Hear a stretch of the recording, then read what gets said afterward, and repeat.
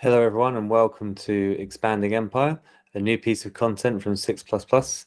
My name is Aaron and I'll be your host. Essentially this is going to be very similar to Davy's wonderful bug watch, where I will be taking you through a couple of lists from the weekend gone and a couple of lists coming up, all in the Tau faction, and just having a look of what we think of them, what ones are excited for and what ones have done well. So without further ado, let's get into the first list.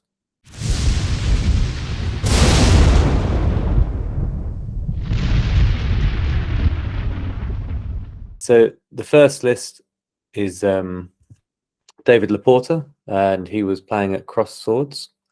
He took a heavy support type as his compulsory, and he chose Tau set.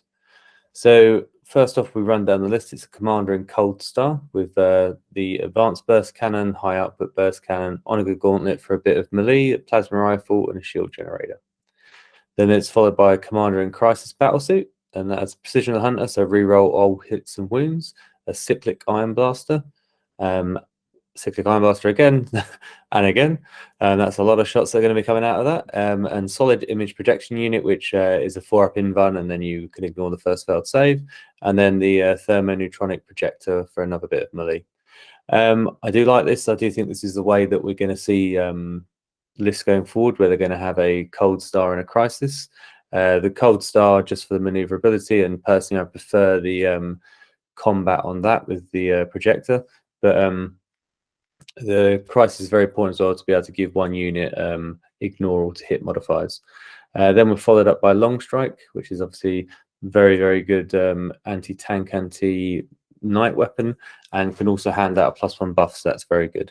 Then we have three strike teams here, and then a big Crisis Bomb of 5 with burst cannon, cyclic, and plasma. These all have individual shield generators as well, but there is no drones on the unit. That's quite surprising. I've not run any without drones yet, but obviously when you lose something, it's always going to be a Crisis suit, so it'd be interesting to see how that goes, and obviously I presume it's going to be used in conjunction with the Crisis Battlesuit to ignore everything, and then the strike and fade. We then have 2 units of Kroot Hounds, no doubt, to move, block, harass people, and jump out onto objectives when needed.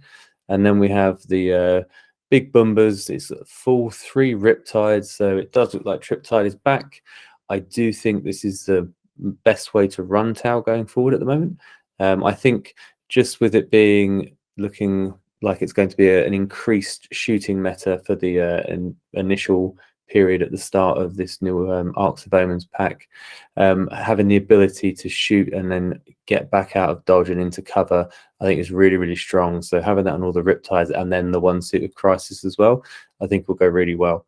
One thing I was shocked to see in David's list was the lack of drones, and especially marker drones.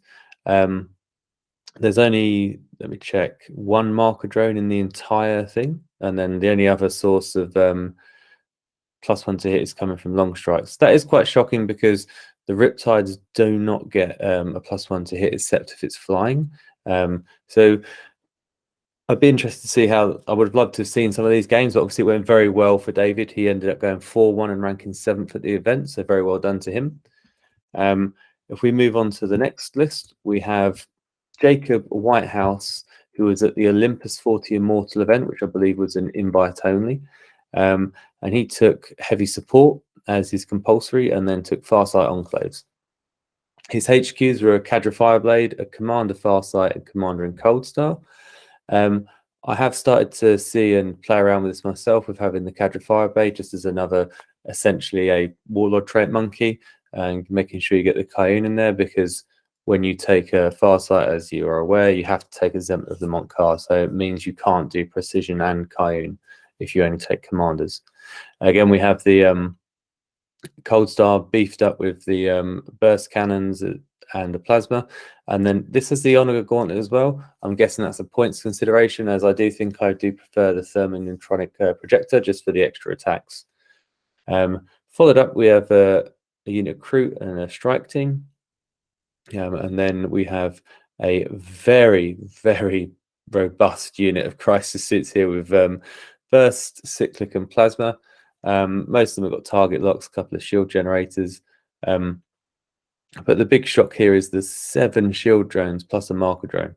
And then with the stim injectors as well, that's going to be a tough nut to crack. And I'm sure Jacob annoyed quite a few of his opponents on the way through the weekend. We then have stealth suits with a homing beacon to allow the deep strike on turn 1. They've got a couple of marker lights on there as well to potentially beef out the unit to allow them to do R&D if they need to. Or sorry, retrieve battlefield data now. I don't know why they didn't call it RAD, but here we go. We then have 1 unit of Crit Hounds, and then the heavy support on this again is the Triptide. So this does seem to be a very popular way to run the list, and as we can see from this list and the previous list records, it seems to be successful as well. There's also a dedicated transport for the Devilfish with the strike team inside. So one thing I would be concerned about with Jacob's list in potentially a larger event with more rounds would be its ability to hold and take objectives, because you've only really got the Cruet Hounds, the Cruet Carnivores, and then the strike team and the Devilfish, but then obviously it's easy to contest against that because it's only 1 model before they get out. And Tau don't really want to put their valuable units onto objectives to claim them early game. So it'd be interesting to see how that played out going forward. But obviously, as we can see here, it was a smaller event and a 1-dayer, but Jacob did go 3-0 and ended up second just on points. So very well done to Jacob. And if we're now going to go and look at some of the events coming up and a couple of lists from them. So first up, we have Ken Chambers, who's playing at the Lethal Dice Chapter 3. He has chosen to take the Boar concept, and his compulsory troop type is troops.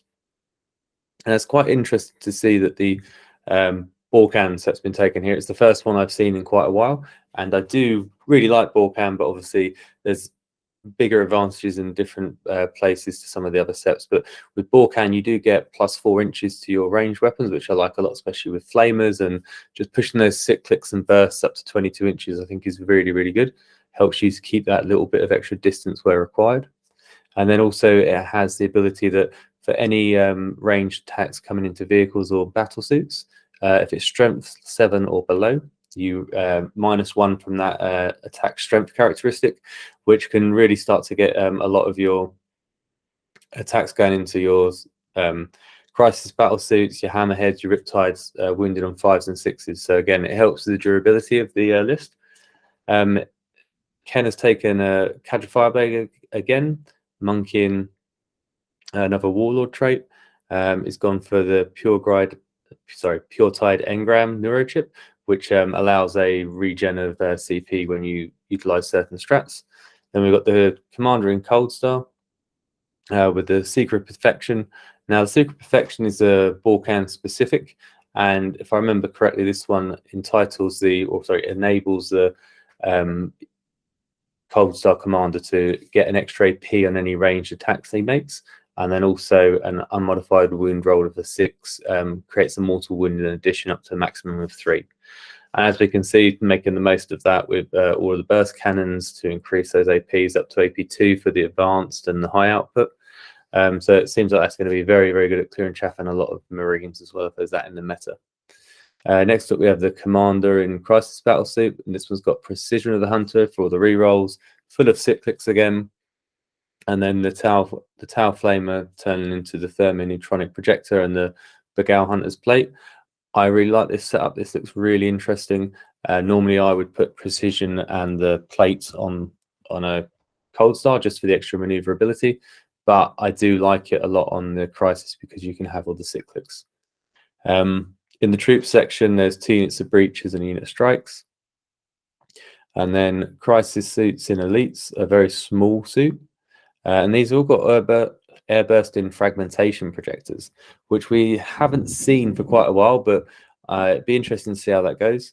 With the nerf into out of line of sight shooting, I prefer the actual burst cannons or actually the missile pods. But I'll follow up with Ken's army and see how it goes in next week's episode. Rounding out the elites, we have the stealth battlesuits, and these are just there for a bit of forward deploy by the look of it. A fusion blaster for a cheeky shot on a tank or a character, but no turn 1 deep strike. So I do like these. I find them a really good utility unit, especially if you're taking things like aerospace, where you can use wall of mirrors to take them off the board and bring them back on to try and sneak in at the end of the game, or just grab one of those last points that you've got to do the action on. And also for behind enemy lines. I found them to be very good for that, being able to set up 9 inches away and just advance in if you can, or even if it's a charge in if it's on a vehicle. But I've been utilizing stealth suits to actually get behind enemy lines to quite a nice bit of success. In fast attack, we've got 4 micro drones. Surprising to not see any of the Kroot hounds here, because obviously an extra 8 points, you have 2 units of them. There's a bit more maneuverability to them, but marker lights are important for the list as a whole, and there's not many elsewhere, so I can see why this choice has been made. And they're surprisingly annoying to have on the battlefield, because you don't really want to shoot them as the opponent, but they can just fly around and claim objectives and stuff like that. So at some point, you've got to devote a decent amount of firepower to actually take them off the board. And then in heavy support, we've got a hammerhead gunship and then 2 riptides. This is more the mix I've been running, mainly because of hobby lag, to be honest, but I do like it a lot, and I really like the accelerated burst cannon on the hammerhead. It deals a lot of punishment out to chaff, and then now because of armor of contempt going, it's actually a real threat for Marines as well. The 2 riptides have got the smart missile systems for out of line again. I've been running them with the plasma, but it's definitely a good way to clear out chaff, as that is something that potentially the list would be weak to, would be too much chaff, because it does seem like it's steered a lot more towards anti-tank and anti-elite squads. They've both got the iron accelerator, multi-tracks, etc., and they've both got 2 missile pod drones. I've not tried those out yet, so I'd be interested to hear from Ken how he finds them. And then rounding out the list, we have a dedicated transport for, I'm guessing, one of the breach teams that obviously either can go in.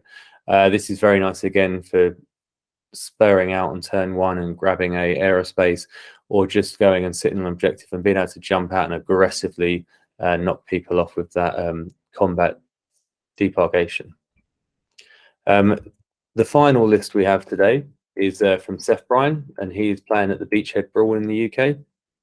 Seth has chosen Tau Sept as his Sept choice, and then his compulsory type is fast attack.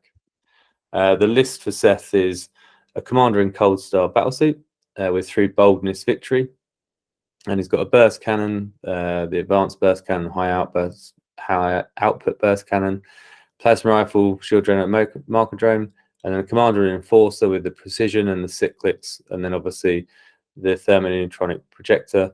I have tried this, and I do see the benefits of having the combat on the enforcer, because obviously he's tougher, he's -1 damage, he's got a better save, and he can also give the crisis suits objective secured.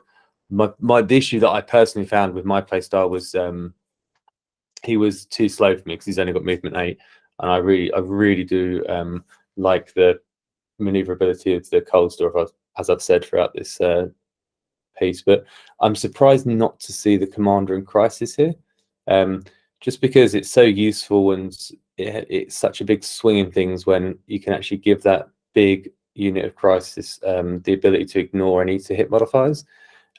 So be interesting to follow through and hear how this goes. And then we've got Dark Strider up next. Dark Strider is very cool. I've only played against him, but his ability to give a core unit +1 to wound against a opponent's unit, I think, is very, very strong. And for 60 points, you can't really complain. Next up, we've got the Ethereal. This is the first time we've seen an Ethereal in any of the lists, and again, it's half. It's a bit of a warlord trait monkey, for example, the Monk car there to hand out. But then it's the CP regen, so maybe the way that Seth has designed the list is a bit more CP heavy, but I have generally found in the new way since Nephilim of getting a CP every turn, it actually gets you enough to get you through, unless you're specifically building towards certain secondaries, as essentially it's you want maybe possibly an Overwatch and a shoot and fade are the main 2 you want, so obviously you get that every turn anyway. Next up, we've got 2 units of breachers and a strike team.